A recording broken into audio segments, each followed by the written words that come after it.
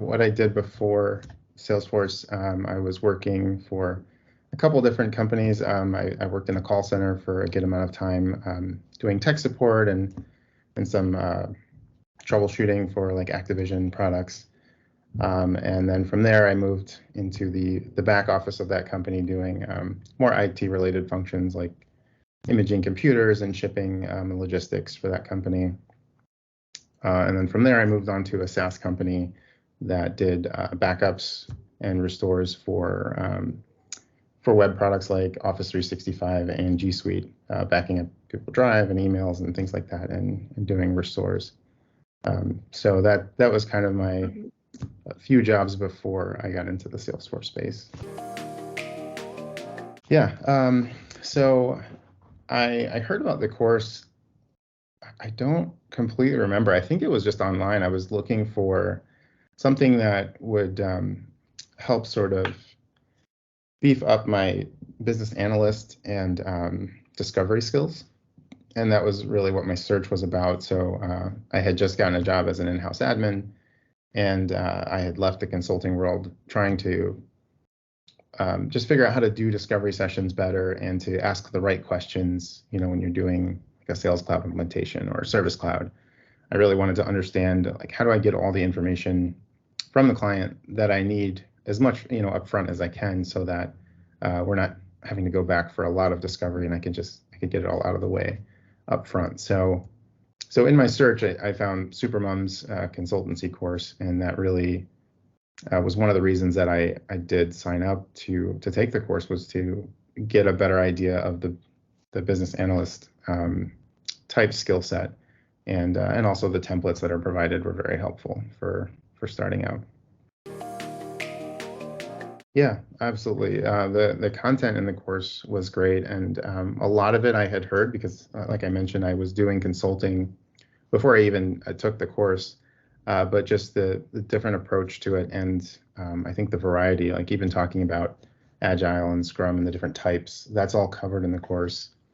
And that was something I didn't know, right? Like I knew a little bit about Agile, I had worked on Agile teams, but knowing that there's different frameworks and how extensive all of those are was very interesting to me. So I use that every day, I think, in my work, and have since I took the course. There's so much good content, not just the templates, but around Agile and around discovery. And I found the course very useful, and I still use it day to day.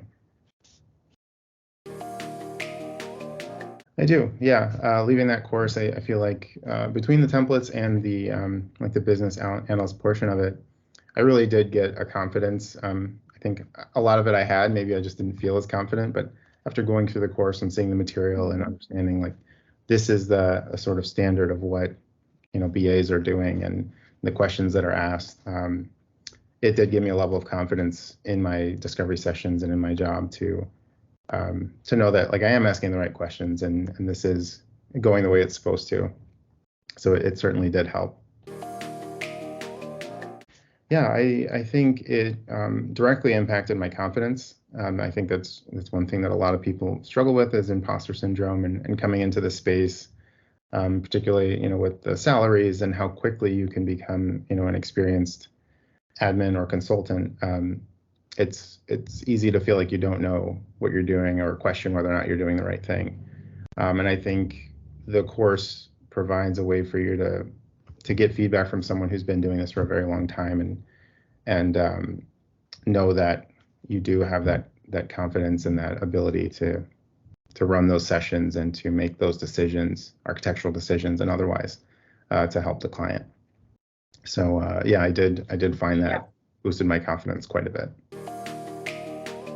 Yeah, so today I'm working as a solution architect for a consulting company, and day to day I am in a lot of client meetings and a lot of internal meetings. The client meetings, generally, I'm listening to just concerns or things from the client that they are interested in doing or trying to accomplish.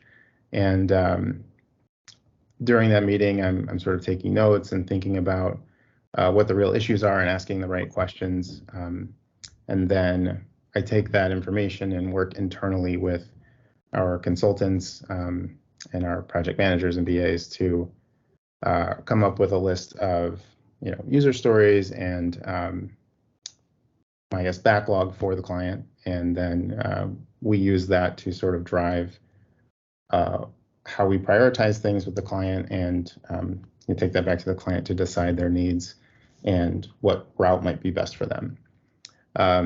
So that's kind of a little bit of consulting, a little bit of BA work, and a lot of meetings to support the client in making the right decision with architectural decisions and feature implementations and that kind of thing.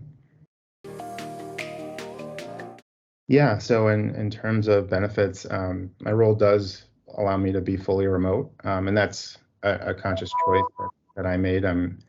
I don't think I would take a job that forced me to come into the office, just because that's the type of lifestyle that I want. But I think this role and admin roles, the Salesforce positions in general, lend itself to being a bit more flexible than other fields from what I've experienced. So I am fully remote.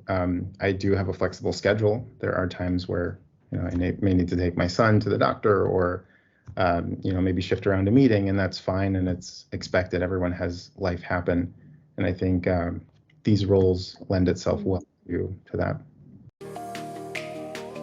What I enjoy most about the role is probably the collaboration I have working at a consulting company. There's something that's really amazing about a bunch of architects, or people who are all of the same mind and enjoy the same things, right? Getting together and just discussing, like, whiteboarding and talking about, like, the best way to solve a problem. The outcomes of those meetings are amazing, and it's a lot of fun talking with people about solutioning. And I think that's what I enjoy most, is just getting in a room with people that think about Salesforce the way I do, and they get as excited about it as I do, and we can all put our heads together and design something amazing that really meets the needs of the client, and maybe goes beyond that, right? Maybe it just blows the client's mind and they're really happy with it. So that's the most fun that I have. I do enjoy just sitting in a room by myself too, and like thinking through a solution and sort of designing it out so that our consultants can build it out. That's something that I really enjoy as well. Oh, that's a great question. There are a lot of challenges. It's easy to look at the bright side of things, right, and how amazing the Salesforce ecosystem is. There are some challenges with it too, and it's probably more like consulting challenges where the client will have things that need to change on the fly, and you have headed in a direction, and we've gotten the final approvals on things, and then all of a sudden those approvals aren't as final as everyone thought. So there's a lot of that in consulting, and it can be frustrating if you're not expecting it. So it's good to always expect it. But I think that is one of the most difficult things in this role, is just managing client expectations and keeping to alignment with your client, and then not letting things sort of get out of scope or out of control. That can be a challenging aspect of what we do. I think every architect role is different. Even a solution architect role within different companies is different, and so I can just speak to my experience. But I would say one of the things that has served me the most is a level of curiosity, and just a desire to explore and to want to know why something works the way it does has been key for me. As I got into Salesforce and I started thinking about the admin cert, I spent about a year acquiring the knowledge and just working on Trailhead, watching YouTube videos. But I went down a lot of rabbit trails, like I would jump into Service Cloud trails and Sales Cloud trails, and I was curious about Velocity at the time, which is now Salesforce Industries. And I spent that time, like, I would go into the trails and I would understand what the product did, and I wasn't a master of it and I couldn't implement it, but I knew what that tool or that cloud was trying to do. And I think as an architect, that's kind of the level that you kind of need getting started, is just that understanding of, well, if I need to do this, like, I would use this feature in Service Cloud, or maybe I would use Experience Cloud to do this and meet this client need. And so it requires a level of curiosity and a lot of time to explore all of those and understand their capabilities so that you can provide a holistic solution for the client. So I think that curiosity has really benefited me, and the time spent up front before I started actually working in the professional Salesforce space, just learning all of that and understanding the different clouds and where the lines are between them, that really served me well going in. And I would recommend that to anybody who's interested in the architect field, is to just explore the different clouds, understand what they are. And then there are a lot of resources on YouTube that talk about, like, what is an enterprise architect or what is a solution architect and what does that mean in the Salesforce space. So that's another thing that I would recommend, is exploring those resources. Going into the certs that I have about 12 or 13 different certs. The admin, advanced admin, the app builder, sales and service cloud, experience cloud. They're all on my LinkedIn profile. I don't have them all completely memorized, but I do have some of the partner certifications or accreditations. So the process automation and the financial services cloud accreditation, and Capado certification. So I have spent a bit of time sort of exploring, like, non-Salesforce related certs that are, I would call them peripheral certs around the Salesforce career that have been useful. And to that note, it's worth mentioning that there are a ton of things that you can learn that are not specifically Salesforce related, but that will greatly increase your ability to get a job and to perform things like, being good at Excel, right? Every consultant knows that they spend a lot of time in Excel. Being able to write formulas and all of that, understanding Agile and the framework and what that means. Most people that you work for will probably be using that in some capacity or some version, and so understanding those terms would be useful as well. A lot of that is covered in the consulting course, and it was helpful to get just revisit those concepts and to learn a bit more about them. Yeah, my timeline was pretty quick, and I think that was aided in the fact that I was doing IT before I got into Salesforce. So I was always building computers. In college I was fixing computers for churches and friends and family, and then I had a little IT business on the side, just like troubleshooting people's printers and whatnot. And then I did that in the call center for quite some time. So a lot of IT background, I think, accelerated my ability to jump into the Salesforce platform and understand it well. But I started Salesforce, I think, around 2018. And that's when I first jumped onto Trailhead.